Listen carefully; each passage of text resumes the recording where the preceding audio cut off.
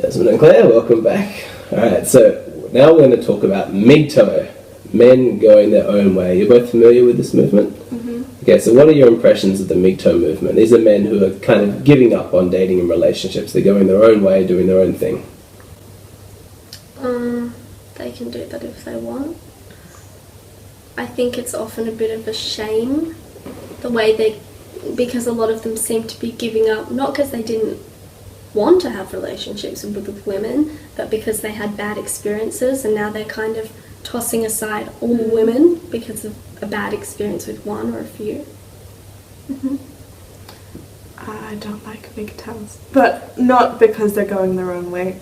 If you don't want to get married and you don't want to have kids and you don't want to have relationships with women, that's fine. My concern is just the way that they've rationalized women.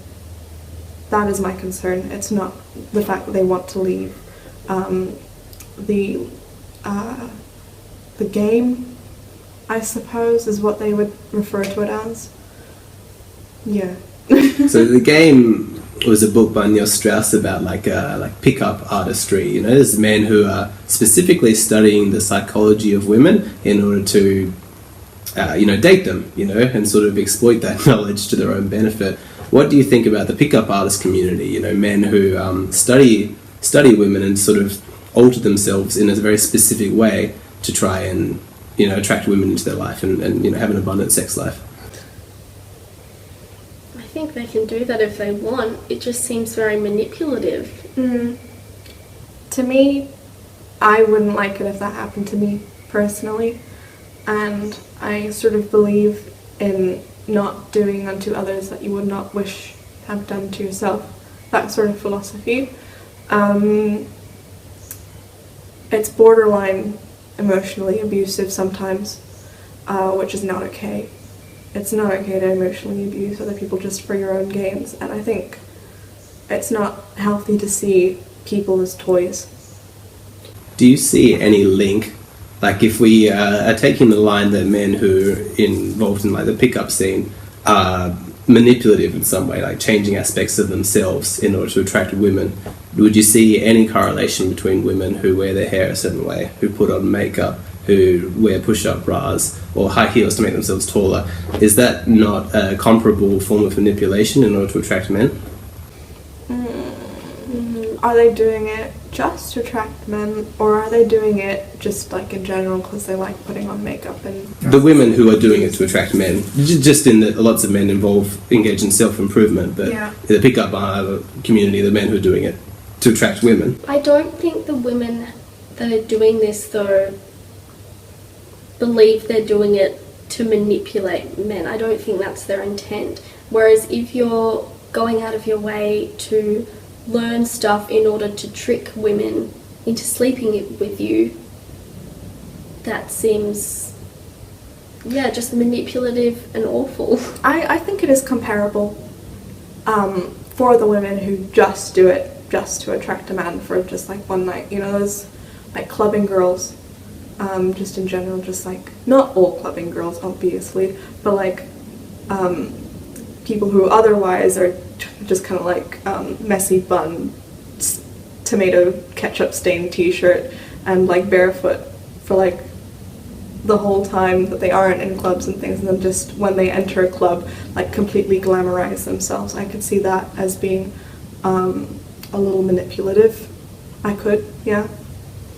But if it's just in general, just like the way that they dress, or that they just want to look nice for the night and don't really have any set sort of ideas of like, I'm going to do this because I want to get a man tonight and I want to get laid tonight, I don't think that those people are manipulative. Yeah.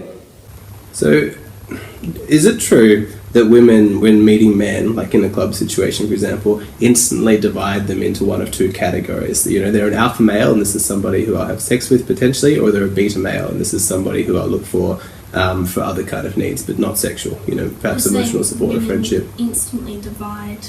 This is my question, yeah. And if it's not instant, eventual, are men in your worlds divided into these two categories? Potential sexual prospects, alpha males, and... Okay, so can I turn it on to you. Please. Okay, so when you meet a woman for the first time, do you instantly divide her into like a would or would not? As in, like, say you have two women there and one of them's just like incredibly unattractive, probably overweight, awful, sort of like not attractive or appealing, and the other one's sort of like glamorous and fit and doing all that stuff. You wouldn't categorize them into a would or a would not? There would be three categories. There would be a woman who I personally found so like repulsive, either in her appearance or her behaviour, that would be a no matter what actions came afterwards. That would be very, very small. Mm-hmm. Then there's a large subsection that would be maybe, who I don't have a personal like... I mean, I'm personally quite picky when it comes to female appearances, but we won't go into that. But she's somebody who it would depend on later. Mm-hmm. And then there might be the occasional woman who's just such a knockout, so beautiful that... No, it's not even true for me, but I know for a lot of men. But if she was to kick me in the balls and call me a moron, I'd still want to sleep with her, you know what I mean? Mm-hmm. But no, it's fluid, you know? I think as a generally speaking, that's also probably true for women. I don't know if I do that, actually, because I'm in a relationship, so sex is not on the forefront of my mind, because I have someone. Yeah. So your eyes don't wander, No, they do wander. Obviously they wander. Everyone's eyes wander.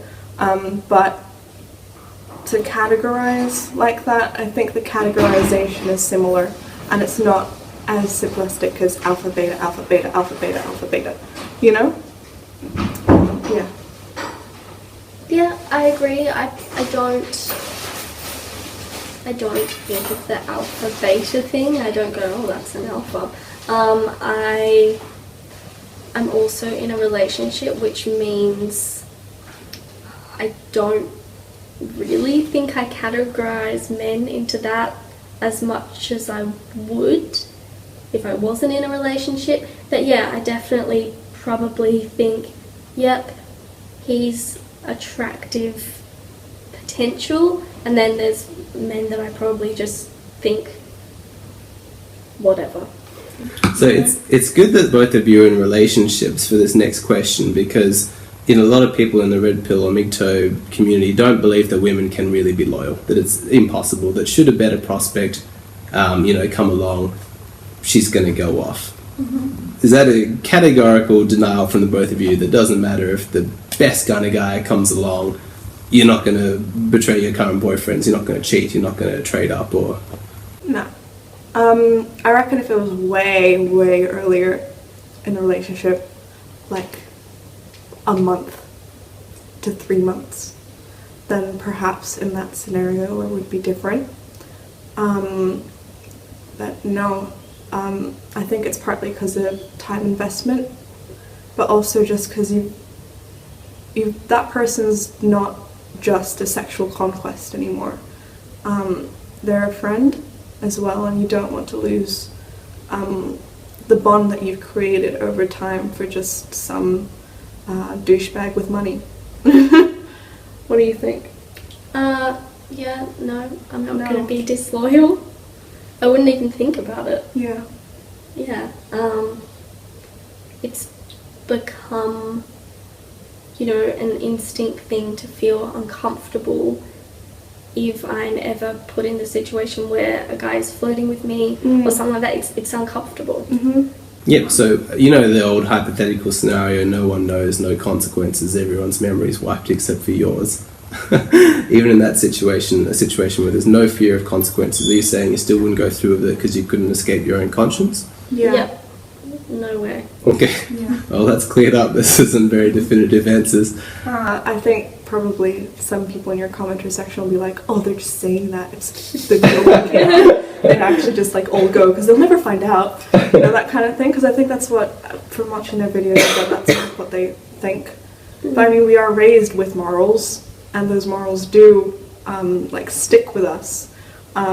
And we adjust our behaviors as such based on those morals that we're taught when we're children.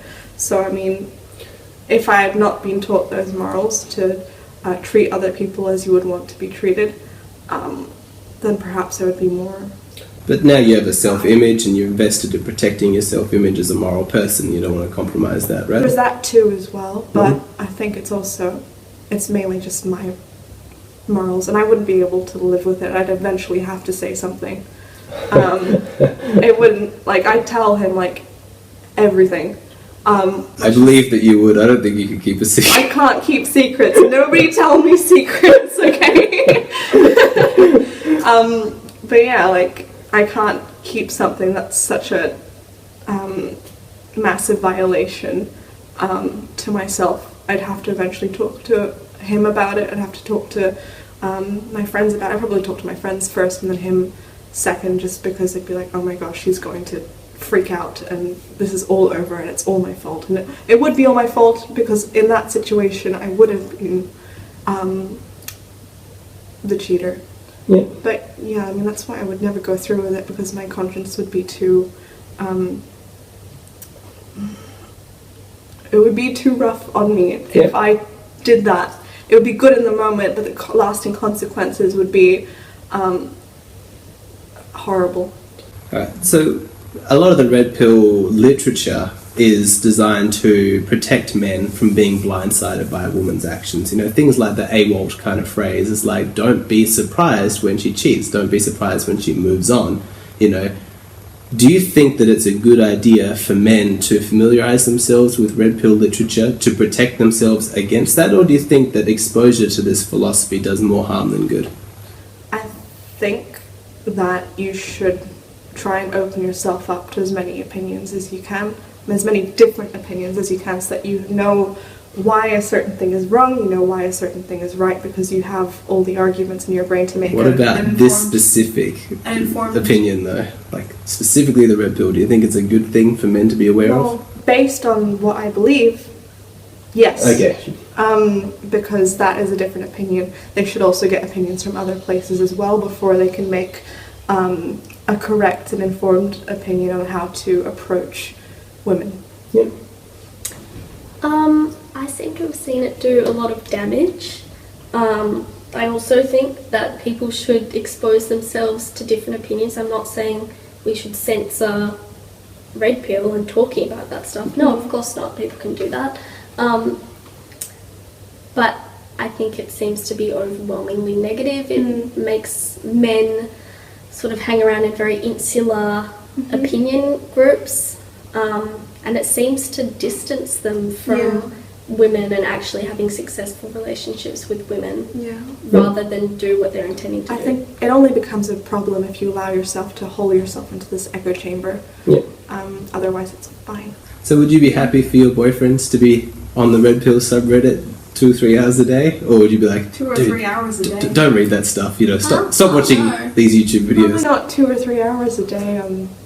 Like, do you have a life? I guess it depends whether he agreed with the stuff or not.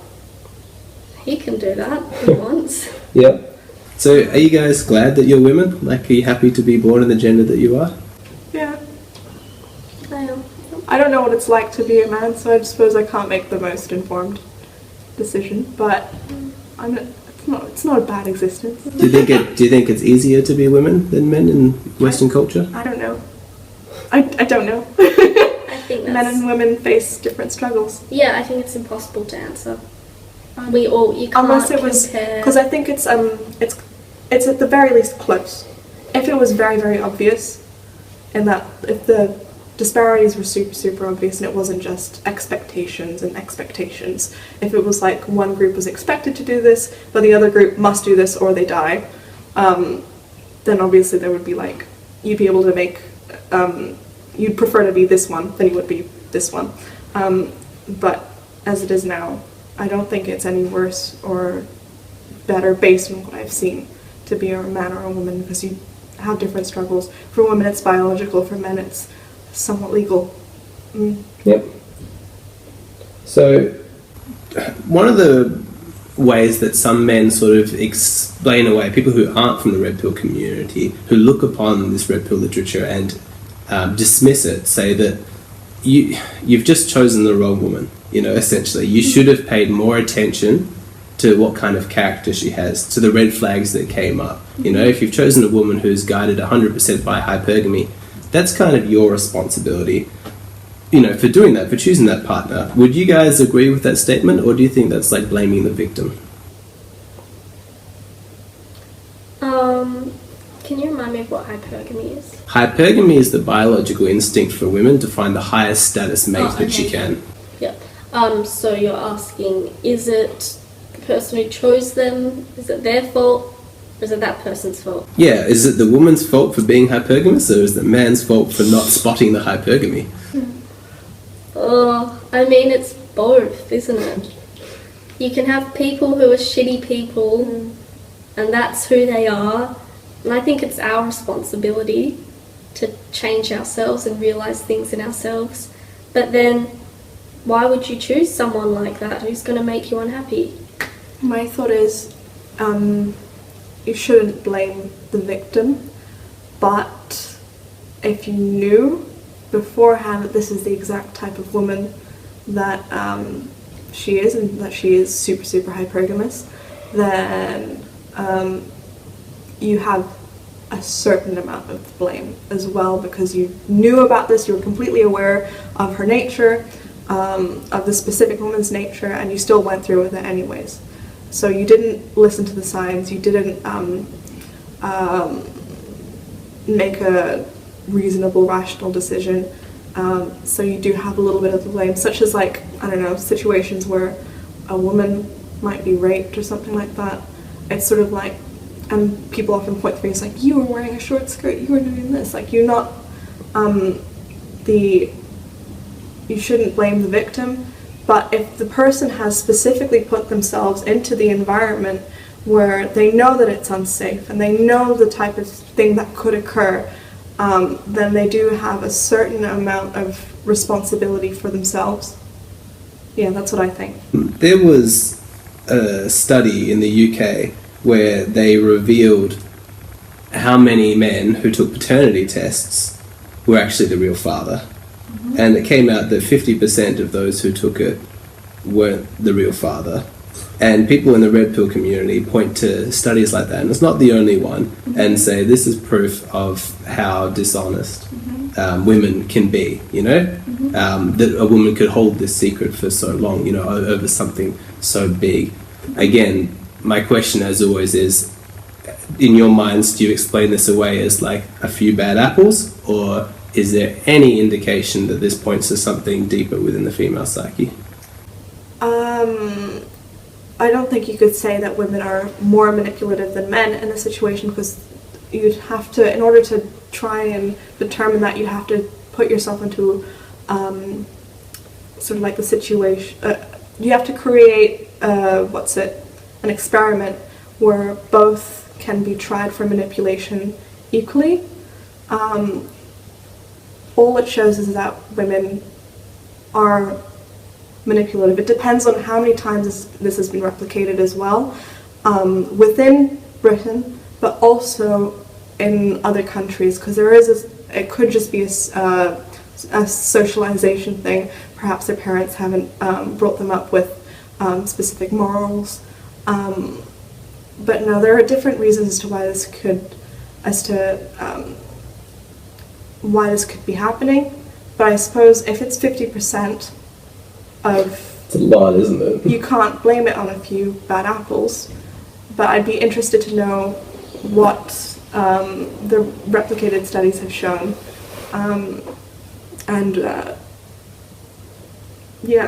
They should do a scientific test. More research, right? As that can be tested on both men and women. That gives them equal opportunity to be manipulative, before we can make a judgment to say that, women are more manipulative than men, men are more manipulative than women. All we can say at this moment is that at least women are manipulative. Yeah, sure. What was your reaction to hearing those results, Claire? Well, I don't believe that women are more manipulative just because of that one study. Yeah. Yeah, that's it. Okay, no worries. So in your personal relationships, do you think that the dynamic that you have with your boyfriends confirms any of the red pill philosophy, or does it serve as evidence rejecting it? I don't know. I think it rejects most of it. I can't name specific things right now unless we were to go through them all. But yeah. I wanted to give a couple of open-ended, questions in case you guys just wanted to sort of jump in and say, look, here's something. Like another question could be like, what is the MGTOW movement or the Red Pill community blind to? What have you seen inside your own dynamics, your own lives, that perhaps they haven't seen that you guys think is important evidence that needs to be considered when looking at all these kind of issues? I think that women are disloyal is a crazy one. In my experience, it has been the man who has wanted to be not disloyal, but wanted to have sex with other people, or wanted that sort of stuff that goes outside of the relationship or a monogamous relationship. Mm-hmm. Things that the community would be blind to would be perhaps the conclusions that you've made about women's motives should be revised, because I think you have a very nihilistic view, not you, but like the viewers, of women and relationships, and I think they need to open themselves up to different perspectives about relationships and not just use the red pill as a crutch for all of their opinions and then decide if MGTOW is still for you. Specific things that they might be blind to. A lot of the things that they apply only to women are just as applicable to men. So situations where you might be talking about like one-itis, which is essentially infatuation. It's just another word for infatuation, and my belief anyway is just as prominent in women as it is in men. Plate theory and orbiters are essentially the same thing, just one is without sex. What else? Cognitive dissonance affects both men and women. I do think sexual market value does hold some truth to it, but also the fact, just saying and sweeping out and saying that 30-year-olds cannot ever compete with 20-year-olds is a bit like, it's very dismissive. I don't know from experience, but I think there are more things other than just physical appearance that you'd want, or just fertility that you just want for like a long-term partner. Like sure, this 20-year-old might be fertile for the next 15, like super fertile for the next 15 years and she won't have any complications, but also she could be a complete airhead and she has no real life experience yet because she's just come out of high school, that kind of thing. Whereas you might actually be closer in terms of being able to bond with someone who is your own age, who grows up with like the same sort of cultural sphere as you and holds more similar views and is much more easy to relate to. I think that's more important for long-term, really long-term relationships. What else?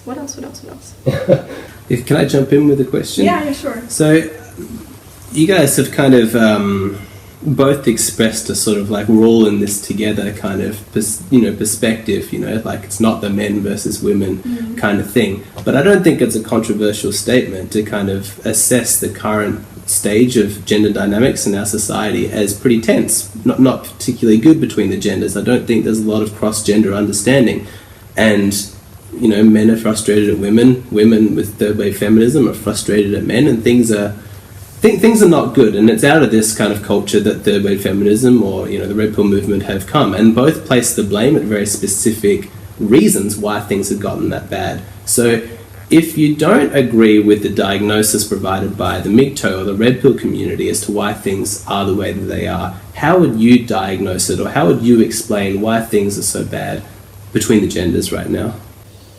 The thing is that day to day things aren't bad with the genders. I think it's more on extremists. So like extreme red pillars versus extreme third wave feminists, and the way that they may manipulate the social sphere into believing that there is this massive problem that exists within the gender. There isn't that much understanding, and that needs to be worked on, but I don't think that's created very much conflict between men and women. I don't know, I could be wrong. It could have been like, oh my god, you don't understand me, that kind of thing. But I think it's exaggerated. There is a problem, I will admit there is a problem right now, given the state of like Hollywood and the way that the Harvey Weinstein case, Louis C.K., Terry Crews. Long list, yeah. Terry Crews he was like molested or something, I think, and how that sort of impacted the social sphere and the way that we view men and women, and I think it's created slightly more fear between men and women, but I don't think men and women are fearful of each other either. Okay, so you don't really see evidence. I don't see day to day in my relationships with my friends this high tense situation. We're all pretty chill. Is it the same for you, Claire? Yeah, I don't experience anything like that day to day. I think perhaps when you're sorry, if you were going to go on. Oh, I don't know any extreme feminists or red pill people in my life, though.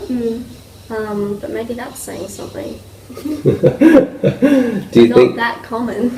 Yeah, it's true. Do you think there's a kind of simmering underlayer of resentment, you know, amongst the people that you're around, or are you pretty confident that the people that you're interacting with are authentic and sincere, and you're seeing on the surface what's actually underneath? I don't know. That's really difficult to tell. You know, like, it's difficult to tell if someone's carrying a facade or not. And you really have to know them quite closely and be spending a lot of time with them to be able to determine if that is a facade or if that's actually them. So, in all truth, I don't know. What else should I say? Probably nothing. That's okay. So, in just the last couple of questions that I've got is, what do you predict for the future of the red pill movement? Do you see this as a fringe community that's going to fizzle out and die, or do you foresee this becoming more and more mainstream until these issues that men say are important to them have to be acknowledged at some point, you know, because MGTOW men are going on strike or whatever the reason? Where do you see the red pill movement going? I think until these issues are acknowledged and this anger is acknowledged as legitimately coming from somewhere rather than just brushed aside as, oh, this will go away, they're just angry about themselves. No, I think that because there's so many of them, I think they're genuinely responding to something bigger in society, not just personal issues, although that might be the beginning of it, and the reason people get so angry, I think it's a pattern here and it's reflecting something, and I think until we recognise that, or if we don't recognise it as legitimate, it'll become, more mainstream.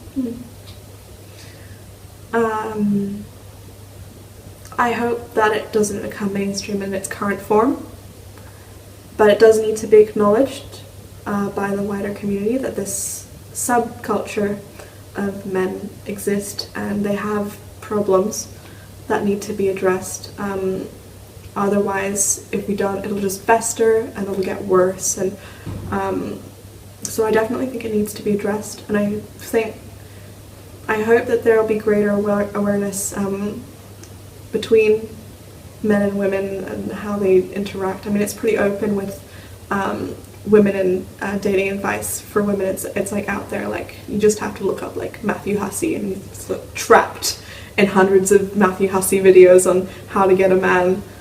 Type thing.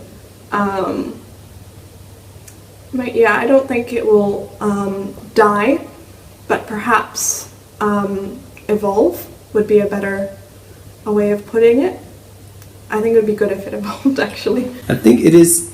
There's always going to be change within it. I think there are some core principles that probably won't, and there are some people who would resist any change, but it did start off quite small, and as it brings in more people, they bring in their own ideas, you know, whether it will become diluted from some person's perspective, and that's a bad thing, or broadened, and some people might say it was a good thing, or a bad thing. I think change is inevitable. Everything changes. Ideas change, diseases mutate, trees grow. Well, ideas change when they are not dogmatic. Sure. So I think we just have to get past this dogmatic phase first before we can see any change, which is what I'm hoping for. So in speaking about how it might change, how we might kind of address these issues, I want to talk about what women could potentially do to kind of mitigate the problems sort of felt by men. Because, and I'll speak reasonably strongly here, because my experience from when looking at the way women think about issues to do with men is I've been embarrassed on their behalf about how little empathy seems to be coming towards men. I think the culture on the whole has become very comfortable with laughing off men's issues, laughing off men's feelings, demonizing them, shaming them, particularly with regards to their sexual needs. You know, it's almost a joke to talk about how men, you know, sort of need sex without understanding the deeper kind of emotional, psychological implications and the deep, deep depression that can come when you feel yourself failed, like as a sexual being.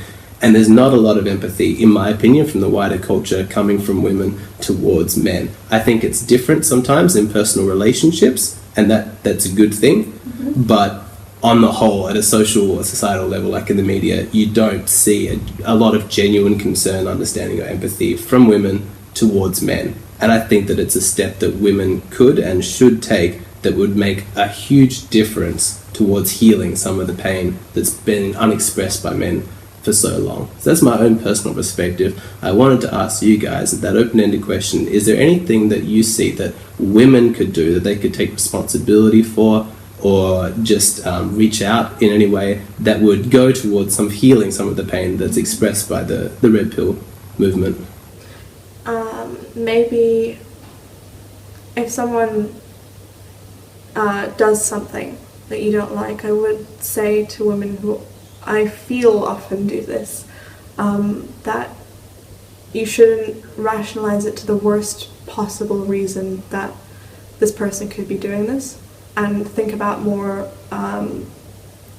sort of realistic reasons. Like if someone on the street looks you up and down, you shouldn't automatically be like, oh my god, this guy is dangerous, and freak out and just like grab your keys and like threaten to like not really, but like some people do that. They go for their keys and they just hold it until like the moment has passed. Maybe if you feel like afraid, like I guess that would be a good response. But quite often it's just like the man who's looking you up and down is just looking you up and down.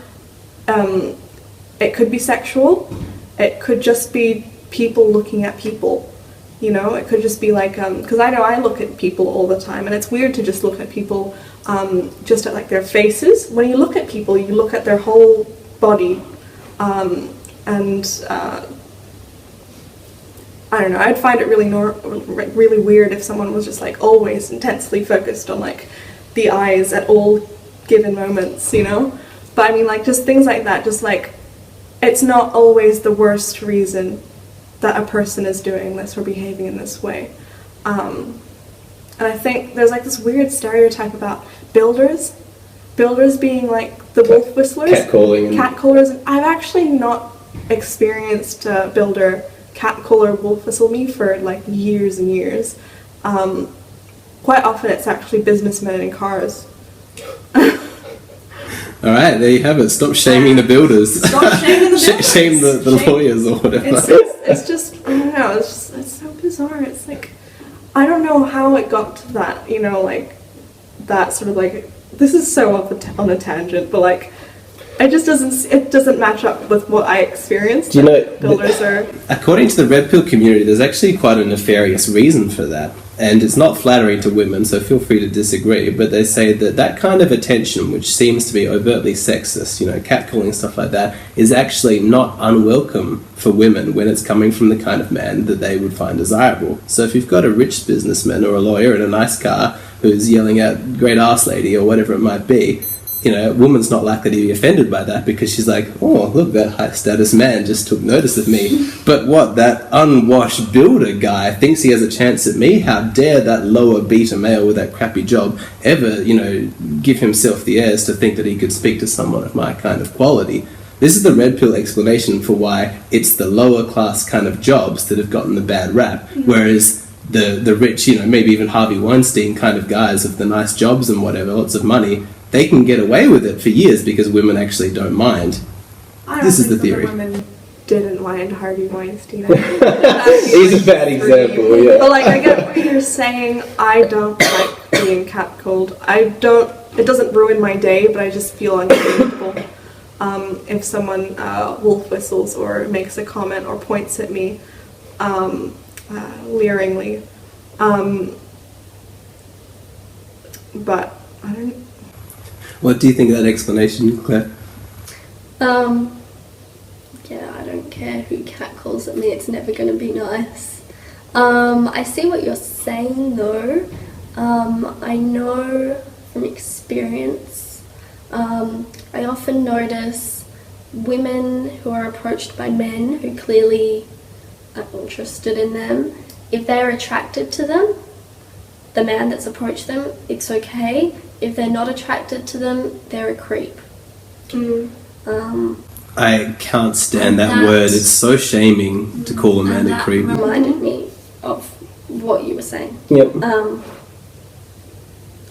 don't know where I was going with that. So what about my other question, Claire? Do you think there's anything that women could do to help redress some of the pain felt by the red pill community? Yeah, I think listening and respecting their issues as issues. With this whole, I'll go back to the creep thing, calling someone a creep just because they're interested in you. I mean, just because you're not attracted to them, it doesn't mean you have to, you have to call them a creep or you have to reject them in that way. Desensitizes the word as well when an actual creep shows up. Yeah, I think listening and being open to having dialogue and not feeling afraid of branching out beyond what you've been taught, and thinking maybe just because you've been brought up as a feminist you can't listen to these men. I mean, we're all just people, primarily. I like that response. Can I steal her response as well? Copy and paste out of your mouth. This does bring us to the end. I want to personally thank you both. I think it's very brave to come on the internet, especially having seen some of the hatred, you know, that's come out from the comment section of YouTube, and I can't guarantee that there's not going to be any more there. But you've willingly walked into, you know, the lion's den, so to speak, as women, and you've heard me ask these questions, issues related to men, and you've given them some thought. I'm comfortable saying, respectfully, that some parts I agreed with and some parts I did disagree with, but I think that a lot of good has been done in having this dialogue, and I can't guarantee how people will behave, you know, on YouTube. The internet is the internet, and I certainly wouldn't want to censor anybody, but it would be encouraging if people would debate the ideas that are being talked about here, and I hope the three of us can agree on that. If we can have a discussion on the merits of the arguments weighed here, that would be really, really encouraging. You know, if it's just comments about your hairstyles or whatever like that, that's going to be or the size of your forehead or whatever it might be, that's not going to be productive or anything like that. So the last word goes to you guys before we wrap it up. Is there anything else that you'd like to share? This is your platform. No structured question, just the floor is yours. Can I ask you, why us? Why not the other 30 or so women? How many people have you interviewed? A lot of people that you've interviewed. Over 250 now. Yeah, over 250. Oh, more, because some are in partners, yeah. So why would you choose us to come back and not the rest of the 250? Is it just because we were the only ones willing, or is it just... You're not fishing for compliments, are you? No, I'm not. I'm just interested into why it's our opinions that you want us to come back and hear, and not the opinions of... say, I don't know, remember that girl from the SMV video who was quite different to all the others' opinions? Sure. copped a lot of hate in the comments section, I think. So for you in particular, Jazz, when we started, you'd already heard of the MGTOW philosophy, which I found interesting, and then you came around and you helped us film the rest of those days' interviews and volunteered to come out with me. Again, you had a natural interest in this particular topic, and if I may say so, I've got a reasonably good gauge of how intelligent people are from the amount of interviews that I've done, and I respected your intellectual capacity. I could see that you're able to appreciate the nuances of an issues, and so in terms of inviting somebody here to actually have an in-depth discussion, you were in the top percentile of people whose opinions I would think would be valid, interesting, etc. I know that you're quite young, but that was my perspective. I wanted to have an interesting discussion, and I thought that you'd be able to deliver it. And I also thought that you were sympathetic, on the whole, not to everything, but you could see validity in it, whereas a lot of the women I interviewed was like, no, I don't see it at all. And then, if I'll ask for Claire. Claire was a little bit different. So Claire and I, we stayed in contact afterwards. I met her at the Buddhist temple. They're meditating, and she and I actually have a lot in common in areas outside of the Red Pill, and we've been speaking on Facebook on a whole bunch of other issues that are actually unrelated to this particular one. But again, I appreciated her intellectual capacity. I think she's very smart, and it's the points of disagreement that provide good discussion. So that's why I invited the both of you, and I'm really grateful for you guys coming. I really appreciate it. I really enjoyed it. And also, why choose to only interview young women? It's still a leftover legacy from why I started the channel. I was reading what men thought of the Red Pill philosophy and the MGTOW philosophy. I was reading it all the time, and it was frustrating to me that I couldn't hear women's perspectives on it. Yeah. And so it didn't even occur to me to ask men. Let's say why women our age. Why would you go to beaches on like public holidays, not public holidays, but like on work days and universities, campuses, and that sort of thing? Why not go to cafes? Disappoint you, because I've interviewed or attempted to interview women from all different age ranges, and older women, when they hear a YouTube video, they're like, no, I can't be on camera. They're not comfortable with the technology. My success rate with women over 30 is really, really low. My highest success rate, girls just out of high school. To them, that's normal. Yay, famous. YouTube. So they say, yes, I do have some videos that will be coming out that do feature older women who were kind of sweet-talked into it. And I want to get their perspective. But that's more later. Initially, I wanted to ask women who I thought, at least on a superficial level, men would want to date. So I was interested in asking like attractive women, and if you look at my earlier videos, you'll see that I actually was prefacing it by like, tell me the questions that you want me to ask like beautiful women. I was saying that at the end of each video because I thought, if men are going to be interested in women's perspectives, they're going to be interested in the women that they themselves would want to date. And I actually found that was an assumption that was incorrect on my part. I had bunch of comments saying, dude, what are you doing? We don't want to just hear what these women have to say. We asked some older women who've had some life experience, asked some uglier women, stuff like that. So I was like, oh, right, sorry, yep, no worries. And so I changed, but that was only about 9 videos in. The first part was almost all exclusively young women. Yeah, because I'd seen those comments, so I thought I might ask for them. Yeah, this will have all been covered in another video. I'm doing a Q&A like with myself. Anything else? I'm fine. Yeah, no, everything's answered. Let's all look into the camera. Thanks for tuning in. Thank you. Goodbye.